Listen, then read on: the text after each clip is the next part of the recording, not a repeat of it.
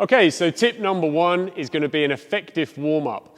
Now, before we get to this point, I just want to talk about how often you should be practicing your double unders, especially if this is a new movement for you. Now, this is a high-impact exercise. It's going to put a lot of pressure through the balls of your feet and up into your legs. So we want to make sure that you're warmed up and prepped to be able to effectively start to progress with your double unders.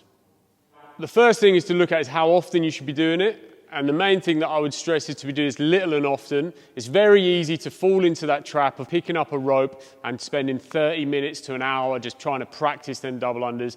But it's a high impact exercise and you could really end up with a serious injury that's going to put you out for a long time. So I would make sure you start this, have a good effective warm up, and then do little and often.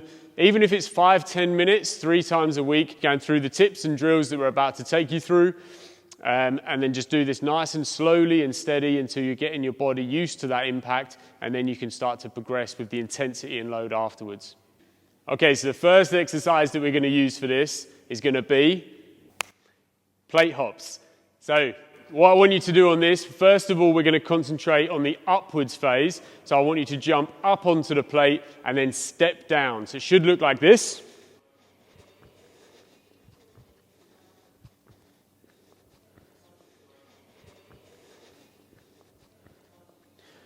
Now the idea of this exercise is you concentrate on that up, so you're jumping, but you're taking out the rebound at the bottom, so it's reducing the impact side of the exercise, so it's explosive up, slow and steady on the way down. Now what we're going to look at is the rebound on the floor and not the upwards phase, so we can step up onto the plate and you're going to concentrate on as you jump off to jump straight back on. There's no time on the floor. So brace your core and your abs, step up, and then jump down and rebound up.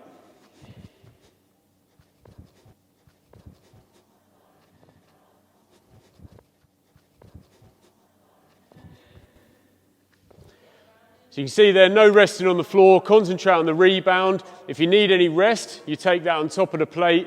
And again, do that for a few sets to really prime your ankles, your feet and your legs ready for practicing your double unders. So tip number 2 is going to be making sure you've got a correct jump. Okay, so a common fault in this movement is to bring your heels up to your bum. So this is actually counterproductive. So rather than getting a nice tall jump where you've got space underneath the foot for the rope to pass through twice, you bring the heels up to the bum and your body comes down first. What we're looking for is the legs to stay straight, body stays up nice and tall, and you're getting that time at the top. So it should look like this.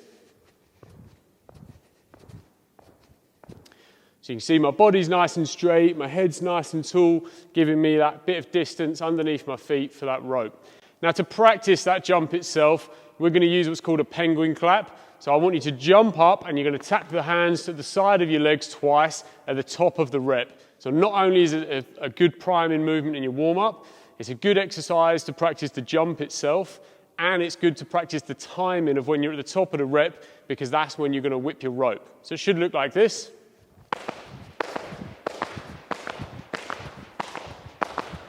So give them a practice. It's a great extended warm-up, and that'll get you ready for practicing your double unders.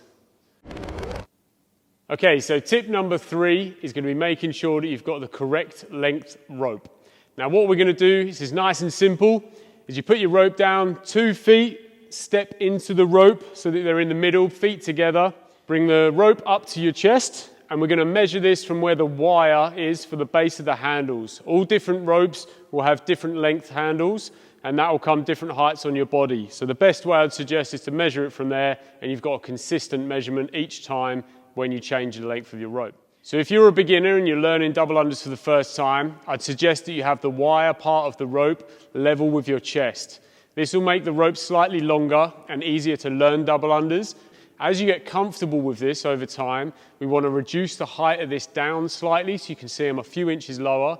This will make your rope smaller, so your dome itself that you're skipping in will be slightly smaller, making your double unders quicker. However, there's a limit to how far you're going to go with that, because if you go too low and you start to hunch over when you're in your workouts, especially in CrossFit, this is going to become incredibly inefficient, and that's not what we want. So go as low as you can, that it's a fast double under, but you're still able to keep your chest up and breathe comfortably.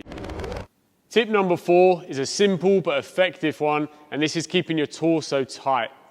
When you're performing a double under, if your torso is loose, you're going to start having movement in your shoulders and your hips. And if they're moving, then our limbs are going to move, and the dome that you're skipping in is going to start moving around as well. As soon as your rope starts to go forwards, backwards, and changing its shape, you're highly likely to stand on the rope, and that'll become incredibly frustrating. So all I want you to do is pull them ribs down, squeeze your core and abs, and as you're doing that, you keep that torso switched on throughout the reps. Tip number 5 is going to be the use of the wrist to whip your rope. So what we want to avoid seeing is excess movement in the shoulder, because this transfers out to big circular motions in your hand. Not only is this incredibly inefficient, but this is also going to change the height and shape of your rope. So we want to make sure the shoulder stays still and we're using our hands to whip up and down. So let's have a look at some bad reps where you'll be able to see excess movement in the shoulder and what that actually transfers out to the wrist, where you'll see big circular motions. And once again, it's inefficient and the rope will be going up and down, changing its consistency, which is what we're looking for. Now let's have a look at some good reps. You'll see that shoulder stays nice and still, the body's all tight, and the movement's just coming from the wrist where the hands are whipping that rope up and down.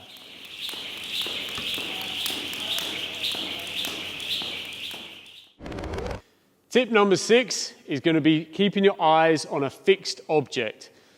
Now the reason this is going to be beneficial, not only is it good for balance itself, but it's also going to help keep your head still, which keeps the shoulders still, keeps the body tight, and your whole body is going to be consistent in that movement. As soon as we move our head or we look around, the impact of movement will transfer through your body, and that will go through to your rope, which again is going to cause you to stand on that rope through the inconsistency. So fix your eyes onto a solid object throughout to help with that, and here's some good reps to check that out.